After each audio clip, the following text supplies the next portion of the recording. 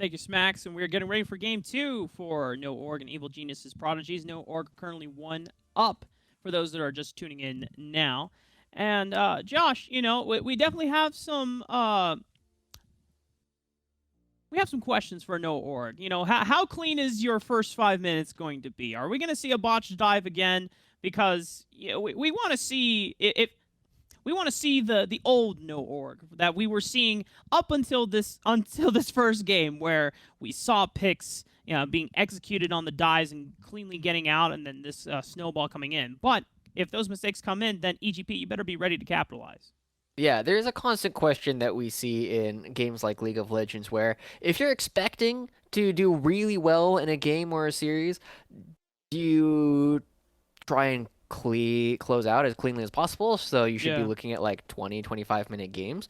Or is it your opportunity to try things that you wouldn't necessarily feel comfortable, right? Are they preparing today for playing against Solifidi or Barrage? And I know we're getting a little bit ahead of ourselves, already assuming that Noorg is going to be taking this down, but we saw how cleanly they were able to play the second half of that game. And if they can consistently do that, it's going to be difficult because this is the level that we've finally been seeing this roster consistently achieve. And EGP, while they've been doing well, they've currently made it to the semifinals of the Cup, and we know that they're going to be playing in the Tier 1s starting next week.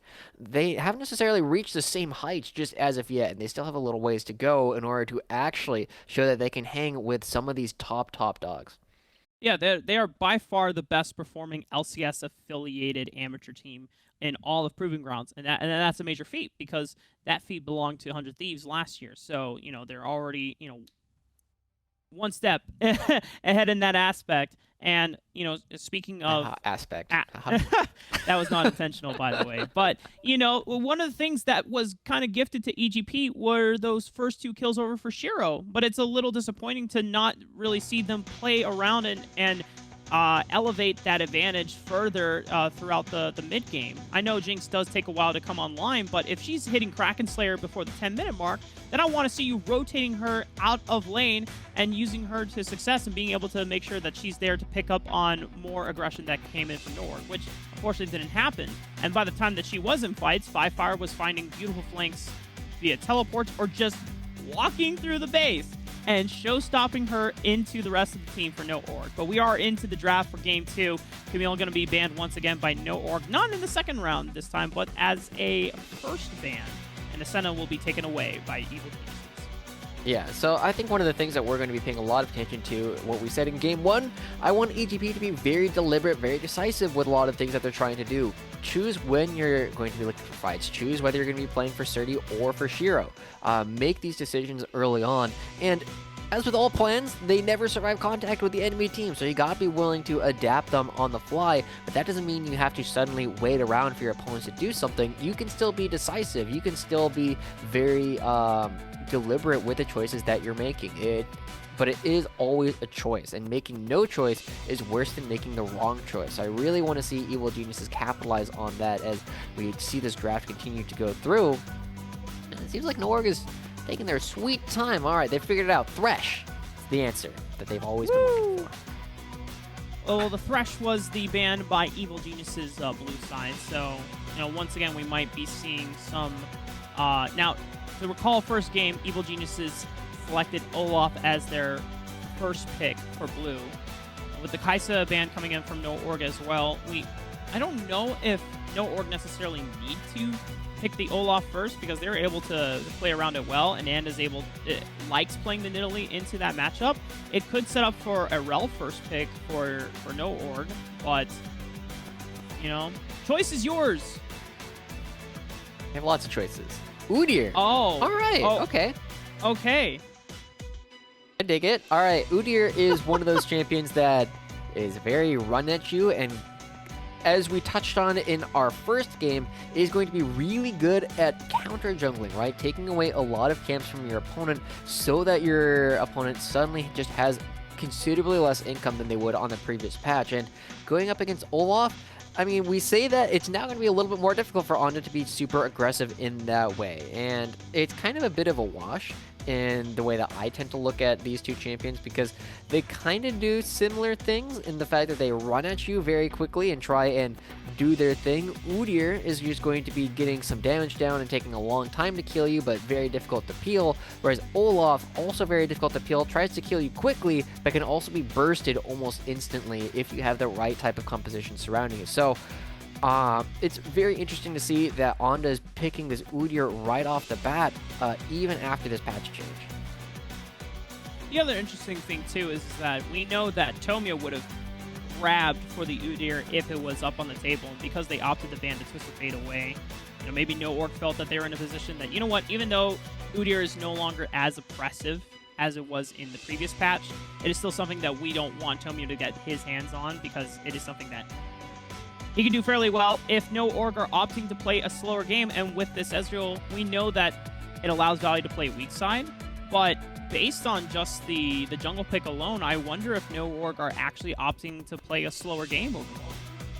Yeah, we'll see. I mean, to pick up the Ezreal, once again, obviously, same thing as last time. Lots of safety, lots of ability to play out of the range of things like Mist, Rel that they've already picked up for themselves. And the question is going to be, I expect them to likely pick up another support in order to try and roam. And no, they just want to pick up this Gnar, which is interesting. I do really like the Camille ban if this was the plan all along, because Camille is absolutely the #1 way to deal with Gnar. You can dive him under turret incredibly easily, and even if you pick up the Renekton now, the Olaf doesn't have the same kind of burst damage that something like a Nidalee or a Taliyah would have, and so it becomes a lot safer for Viper to actually just play this out.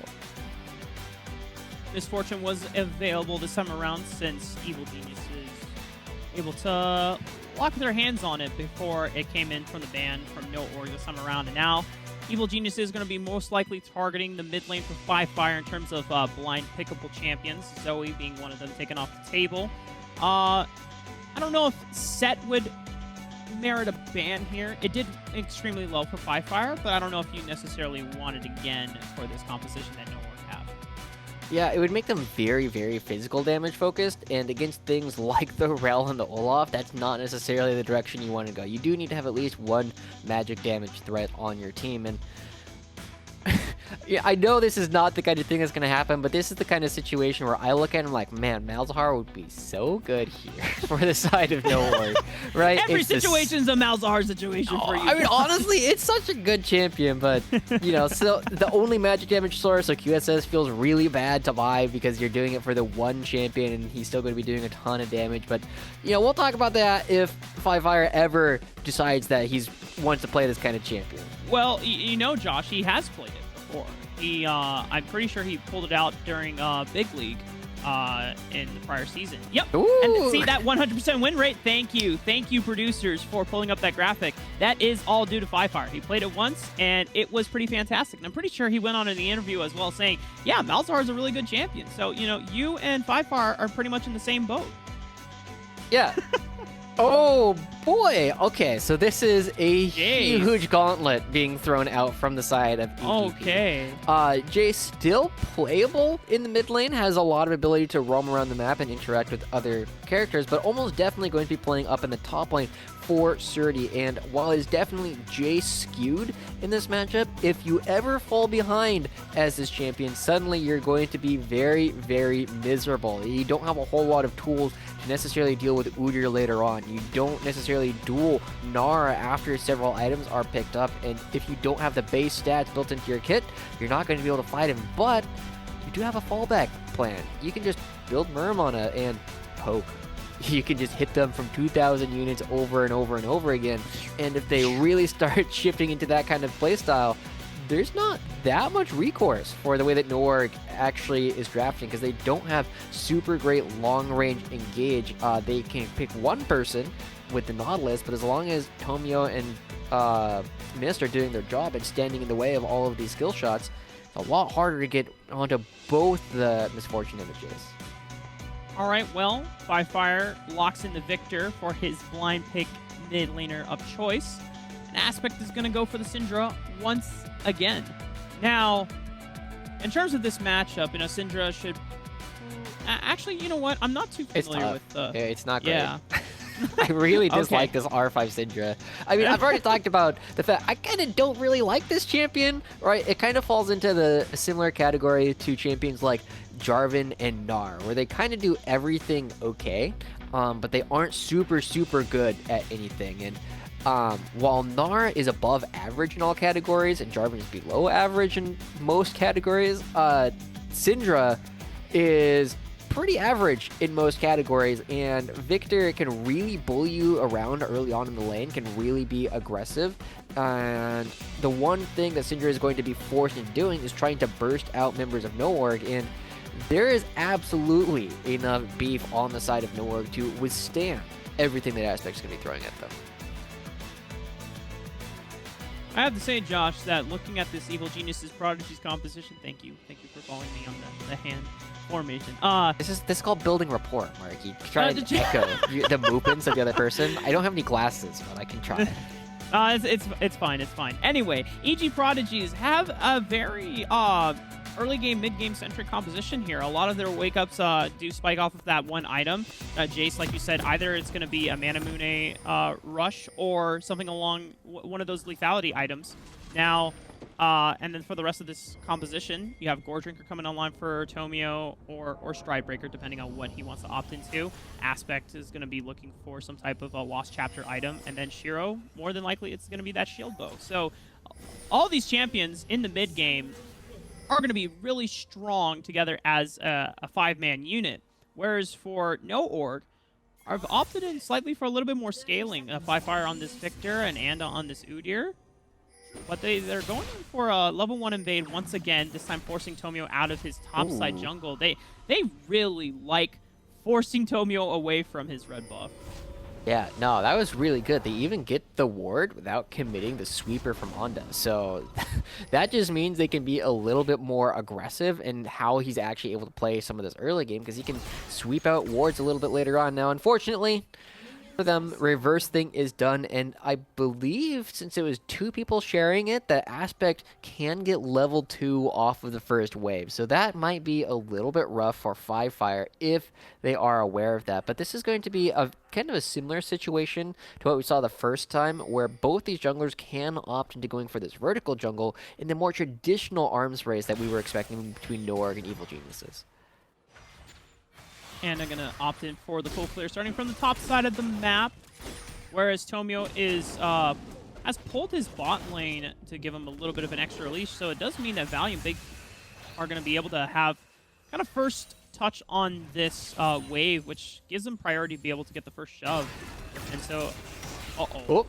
Hey, Josh, you should tell me more about this Jace Gnar matchup, because it doesn't sound fun for Gnar. This is not when Gnar is supposed to be fighting this. And you can see, oh my god, there he took a tower shot.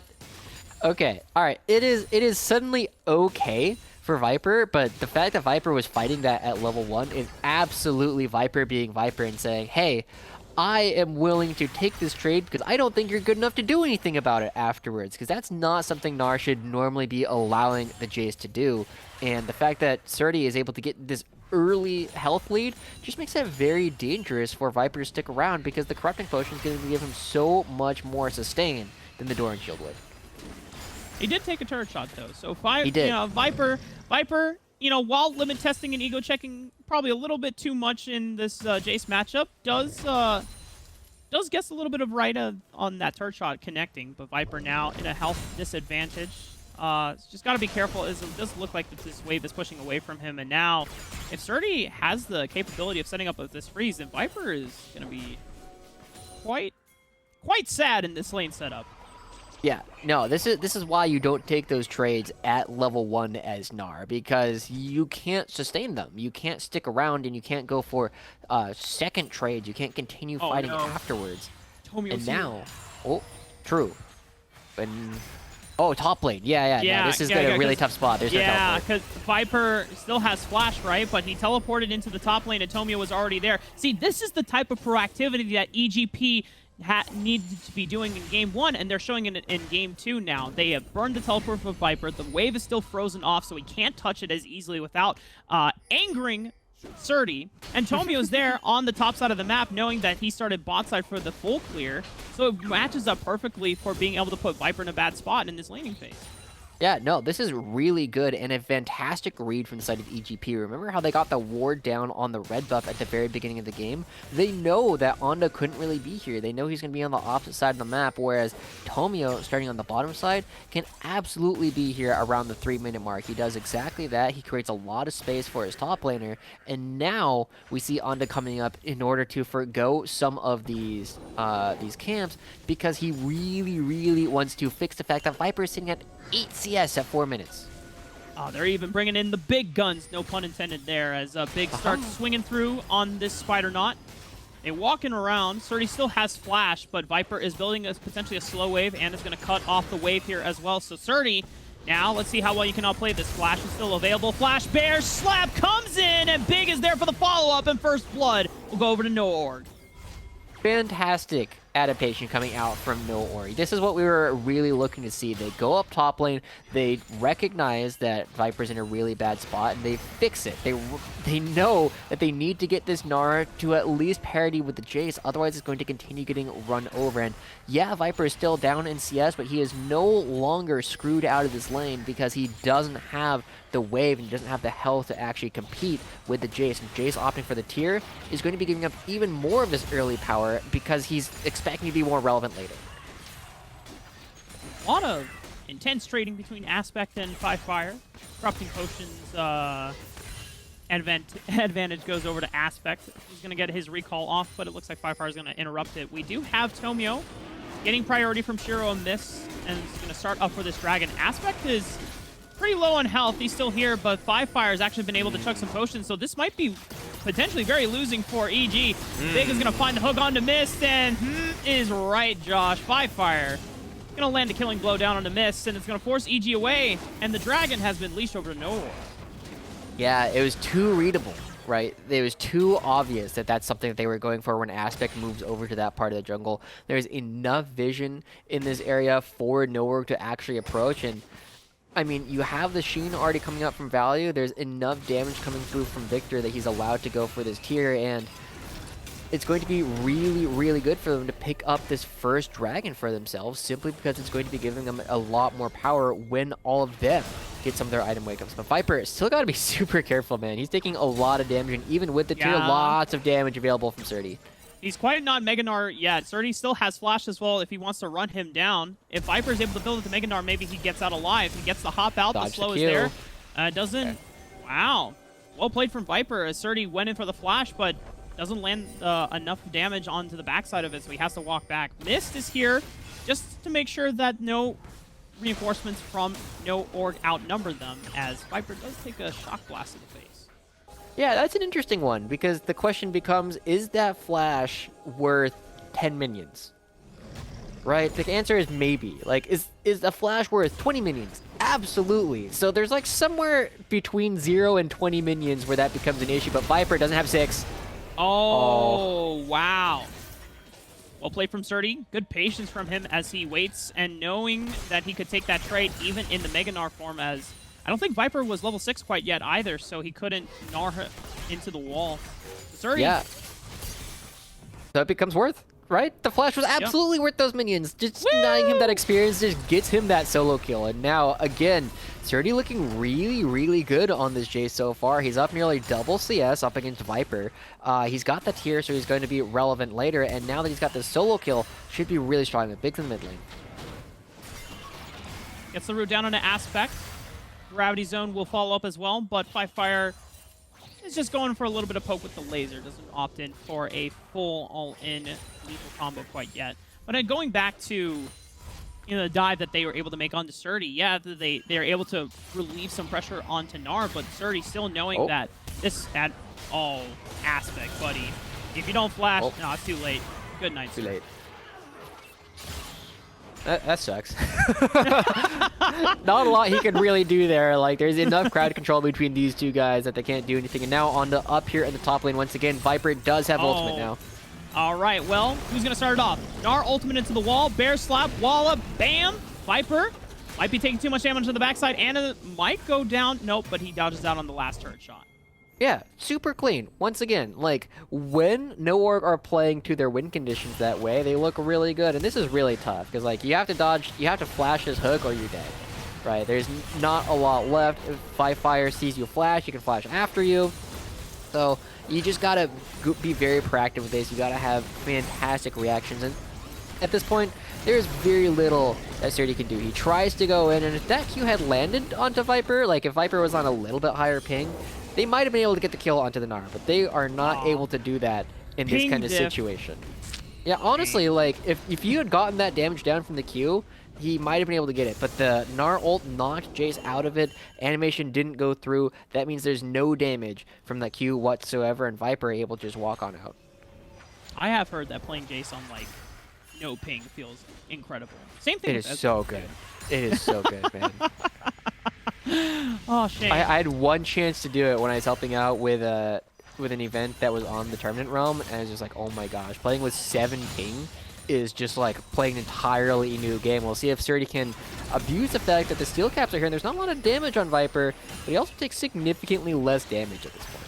Yeah, Rift Herald has also been started up by Evil Geniuses, but once again, much similar to the Dragon fight that we saw a couple minutes ago, doesn't really seem like they have the strength despite having the numbers here, because the rest of NoOrg are also here fighting for this first Rift Herald. Flash Paramancy comes out from Mist, though. He's not level 6, so no Magnusor will be able to fall, but Big, what a beautiful answer, and Viper's there with the 3-man Gnar ultimate. True Shot Barrage rips through the entire team of Evil Geniuses. Shiro! And once again, you don't know him. You don't see he's there. Shiro make it out alive. He's going to tell the tale. Viper almost suspecting that he was there, but doesn't hit him with the boomerang. Yeah, okay. As soon as I saw like this whole situation and saw that Gnar almost had a complete Gnar bar, I was like, this is a very dangerous flanking position. And hey, what do you know? They try and get the fight before Gnar is able to participate, but they aren't able to actually burst out the Ezreal, too slippery, and honestly, this is freaking hilarious. The fact that Shiro is able to get this back off because they don't see him, and then at some point Viper's like, wait a second, we only got 2 kills. I definitely hit 3 people with my ultimate there. Oh, well, Shiro is able to run home and live to tell the tale. Can't say the same for his fallen comrades, as Shiro won't fall behind.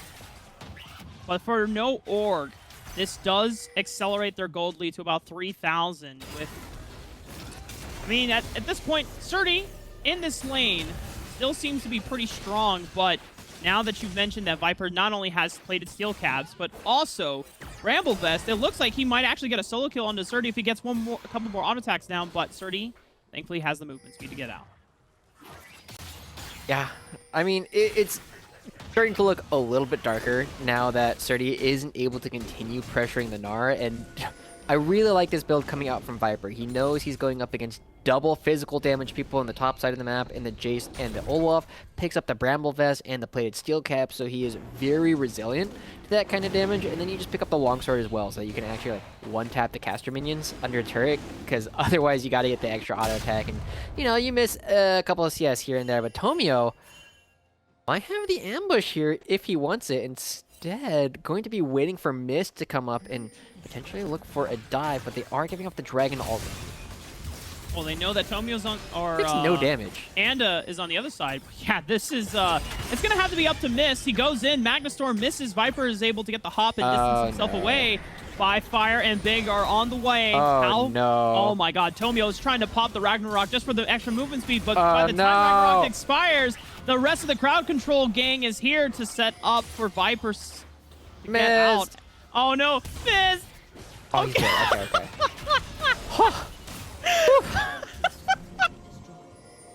Yikes. That reminded me of the first game, except it was the other team. You know, everyone gets a chance. Oh, no, Mist! He stayed way too long! No, Oh, Viper? Mist. Oh, he's got so much armor, dude. Yeah, Is he he's alive? fine. Oh, no, he's not alive! Oh, he took one more turn shot. He was too slow. Mega Gnar is too slow. He's too thick. But Anda comes in for the damage. Oh, all right.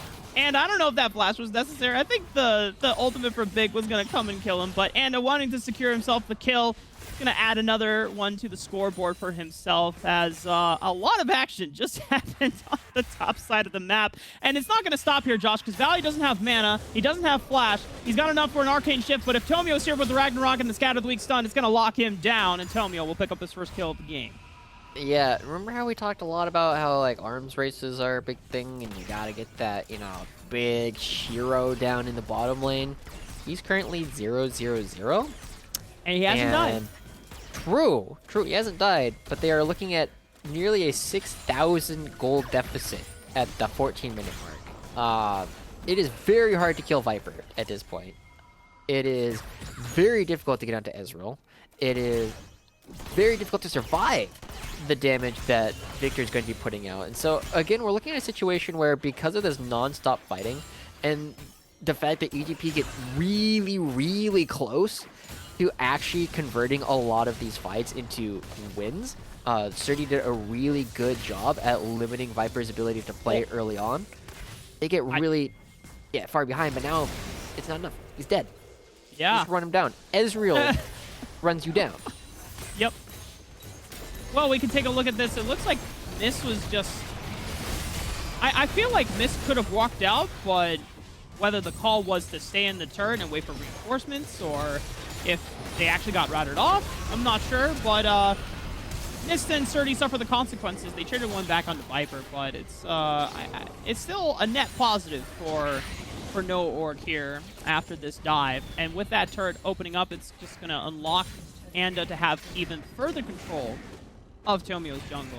And we know how oppressing Udyr can be. Even though with the jungle changes, it's not going to be as much, it still doesn't feel good when all of your camps are getting stolen by an Udyr.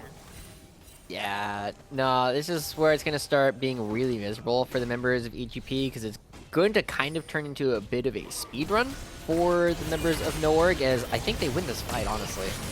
Well, Anda doesn't have flash. They get enough damage down, but it's not enough to take Anda down. Shiro receiving a big knockup from Big as he already used his ultimate here. Value just continuously throwing out Mystic Shots, looking for more poke down, forcing away the members of Evil Demon Prodigies, whereas Viper... Oh no, Viper. Oh my...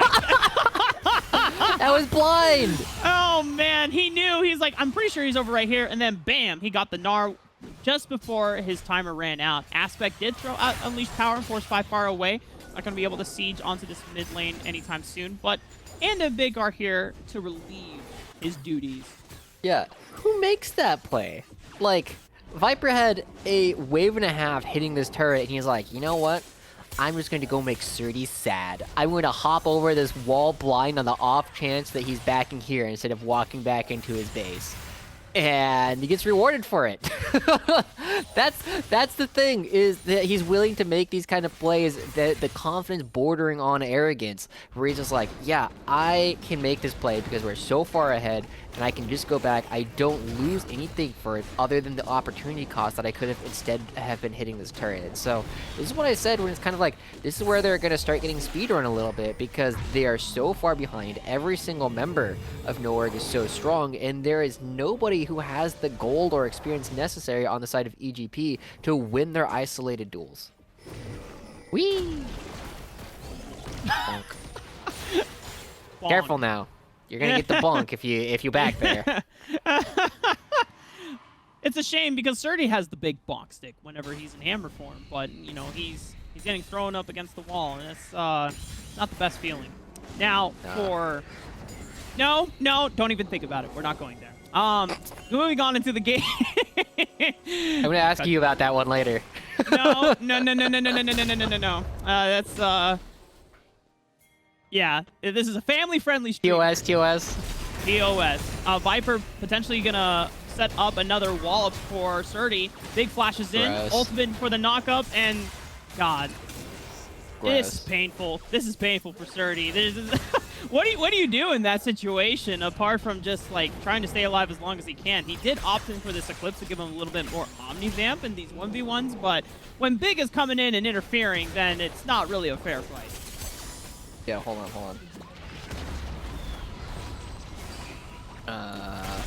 I'm holding. I'm holding. Okay, let's see. Wait, what is this? What are you draw?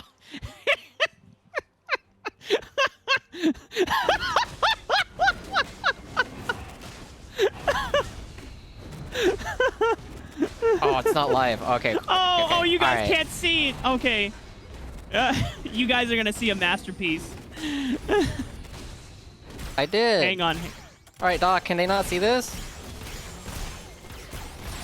Okay, perfect. Oh, This is basically how the rest of the game is going to be going. He's just going to be sitting there, looking very cute in his little Gnar skin. And, I mean, did you see him jump on Jace in that last fight? Like, yeah. he just sat there, and Surdy was like, there's no way he's gonna do it. And then Viper's like, I'm gonna do it. I'm gonna do the thing. I am that strong. I can just go in, you do no damage to me. This is, like, I don't know. They did all of the early steps right as EGP, Yeah. right? They put Viper really, really far behind. And I think it just comes down to the fact that they need to continue doing the steps right. Like, they kind of rest on things, and as we watch this play out, there's not a lot of fight left in them, because they just get bursted so hard. Just like what we're seeing right now in the jungle fight. Despite the Magnastorm being collecting 2-3 people at that point, you don't want them to come to you anymore. You want to disengage. You want to get the hell out. It's going to be Aspect and Mist going down once again. I think Surdy just got solo killed by Viper, by the way. I think that's what just happened off screen. Jesus. All right, well, talking about Game 3, because unless there's, you know, we always say that, like, the game is not over until it's over for the Nexus, but with 10,000 gold for the side of no org, it would have to be a series of gifts, of throws, in order for them to come back here at the end of the crying phase. Evil Geniuses, what is going on? So, we had the early game. I mean, okay. You know, I give credit to Tomio for trying. I mean, Yeah. what else can you do, right? He's got to check. He's got to try something. This is semifinals and finals on the line here for Evil Geniuses Prodigies. But you know, at this point, you know, looking at Game 3, like what has to change? They're going to be blue side. They're going to have pick, you know, first pick here. You know, what is really the priority? They went for the Olaf, and every time Tomio has just not been able to get the upper edge over Anda. And I don't want to just say it's a player diff, but, you know, Anda's a much more experienced player, and they're able to work together and coordinate these timings to, despite having early deficits, they still manage to find a way back into the game. Yeah. Yeah, I think it comes down to the fact that, like, EGP played the early game really, really well. They threw this big curveball with the Jays, and they found this really large advantage top lane. But then, like, once you make this decision, you have to deal with the consequences of that decision. That you now know that Surge is going to get counter-dunked. You know that no org, they don't really play for bottom lane. They're not necessarily going to dive bot lane, especially after how disastrously that went in Game 1. They need to start looking for ways to continue to support this Jace, as this is probably going to be the last fight, because there's no way that they can do anything about it. Yep, Viper's over the wall. He's going to die, but I think he's given his life for the greater good of the cause. No org going to be able to just rampage through the base of Evil Geniuses Prodigies, and Anda just doesn't take any damage from Surdy. They're so far behind. And just like that, no org are going to be able to open up the second inhibitor of the base as... Come on, guys. This is just bullying at this point. Like, let's move on to Game 3, guys. Oh, my God. What is this? Joe, what are we looking at? What are we looking at? There it is. Is this the Amazing Race? Run, Tomio, run! Oh my God. Why are you teleporting? God, this is actually bullying. This is so rude. Guys. Well. What? And look, the game's continuing. The game continues. Okay. Nah, they the game's still minions. over here. The game's still over here. Right? They get to walk this down, you know, padding their Yeah. KDAs just to add insult to injury. Deathless KDAs for Big, Anda, and Fire, by the way. So, almost perfect game. Almost perfect game. But unfortunately, Viper gave up a few deaths.